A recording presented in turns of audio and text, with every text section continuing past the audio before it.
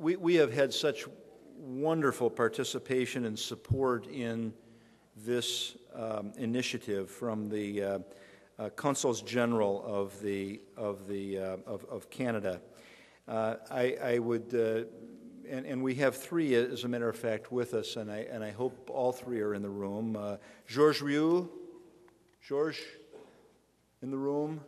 Say thank you to Georges when he comes back. Steve Brereton, in the room. Say thanks to Steve when you see him. And I know in the room is the host for today's luncheon, Robert Noble, Consul General of Canada in Detroit. And I'd like to invite Consul General Noble to come forward now and make a few remarks. Thank you.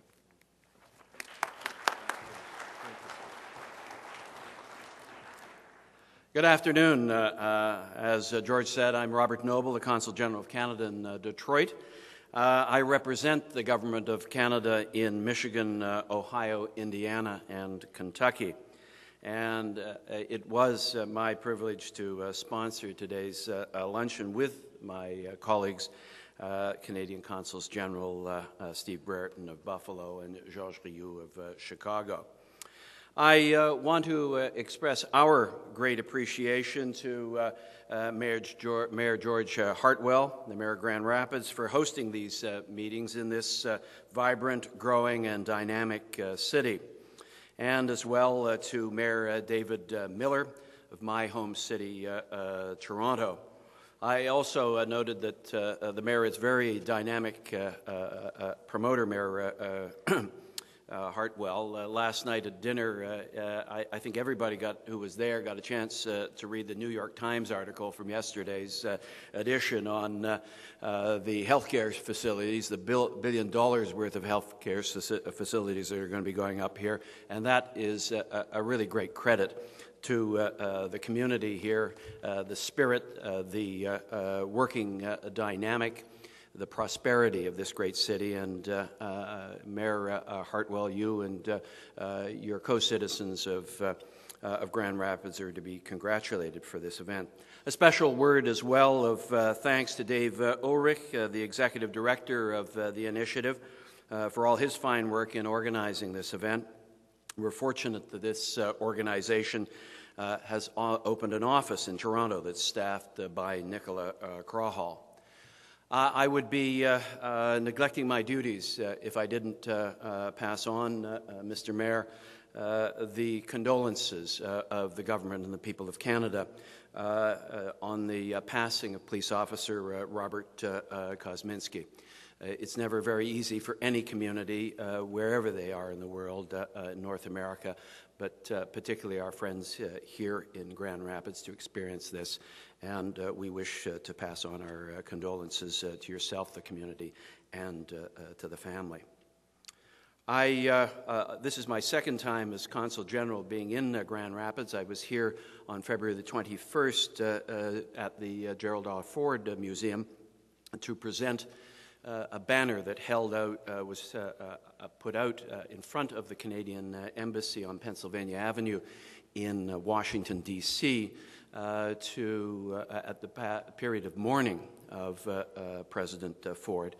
For those of you who have the time, you can go to the Ford Museum just across the river and see that banner, which says, "Farewell, friend, adieu, ami," to a great friend of Canada. So it is, again, a privilege for me to be back here in President Ford's hometown. The Great Lakes region showcases the strengths, I think, of the Canada-U.S. relationship. For example, the bilateral trade relationship that Canada enjoys with the 8 Great Lakes states is over $225 billion, and that's either in Canadian or U.S. dollars because we're almost at par. This represents almost half of the total value of the Canada-U.S. trade relationship, a relationship that supports almost 2 million jobs in all the Great Lakes states combined. As members of the Great Lakes community, we must be stewards of this precious resource. Mindful of this responsibility, in 2005, the Government of Canada provided over $85 million over 5 years for an invasive alien species strategy that will focus on enhanced preventative measures, including increased inspections at borders, enhanced support for scientific activities, strengthened surveillance efforts, and raising awareness about harmful practices. In June 2006, the Government of Canada introduced new regulations regarding ballast water, which will further reduce the risk of harmful aquatic species and pathogens being introduced into our waters through ships' ballast water. These regulations make mandatory several of the existing voluntary measures formerly in place. The regulations are harmonized as much as possible with current U.S. Coast Guard requirements and with the International Convention for the Control and Management of Ships' Ballast Water and Sediments. The regulations are intended to reduce risk of foreign species being introduced into our waters through the inappropriate discharge of ballast water while continuing to protect the safety of the ship and crew.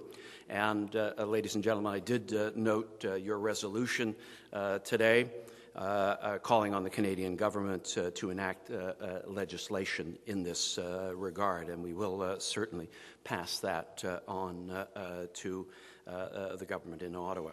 On the issue of climate change in our region, Canada is taking decisive action on both air pollutants and greenhouse gas emissions, as shown in the $9 billion allocated to the environment to date by Canada's new government, as well as the industrial targets recently unveiled in Canada's new regulatory framework for air emissions.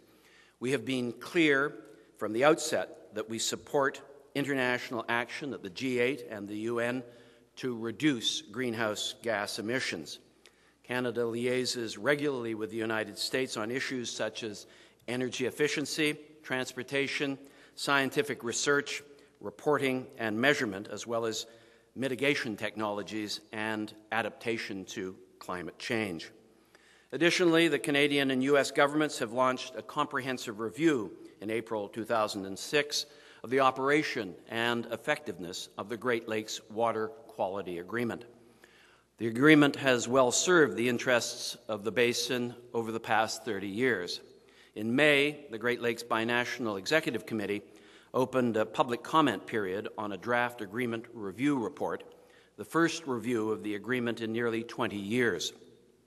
The report was commissioned by both federal governments and reflects the results of a year-long binational process and the input of Canadians and Americans from a broad cross-section of the Great Lakes community. The comments may be submitted by July 14th, this Saturday, and a compendium of all comments received will be appended to the final agreement review report and submitted to the Binational Executive Committee for consideration at its fall 2007 meeting. The report will subsequently be transmitted to the governments of Canada and the United States. You may also be aware that Canada recently partnered with the Brookings Institute to be included in its comprehensive regional study, The Vital Centre. While the report is in progress, its author, John Austin, has highlighted many of the natural assets the region enjoys, including strong research institutions, expertise in emerging industries such as advanced manufacturing and global healthcare, global firms and universities that are significant players in the worldwide exchange of ideas, services, people, products, and capital, and their tremendous natural resources of these Great Lakes and the Great Lakes waterways. As a partner in this project, Canada's expertise, knowledge, and resources will be seen and understood to be exactly what they are, part of the region. I believe the final report will be complete this coming fall. I'd also like to mention the Great Lakes Manufacturing Council, a project that is important to us all. Through the Great Lakes Manufacturing Council, my colleagues and I have been working with manufacturing, government, and economic development partners to promote, enhance, and preserve manufacturing in the Great Lakes region. We invite you to consider joining. The third annual Great Lakes Manufacturing Forum will be held in Cleveland in the summer of 2008. At the reception, there are some information sheets, or I'd be delighted or my colleagues to speak to you about that.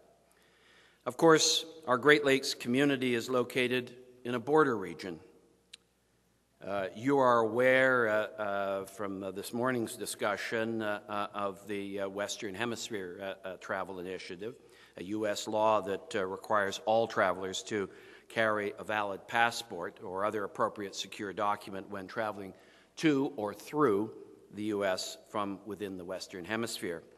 From the outset, the Government of Canada has worked hard with U.S. officials to ensure the implementation of the WHTI is managed to facilitate the smooth flow of trade and travel across our shared border, while at the same time ensuring the safety and security of our two countries.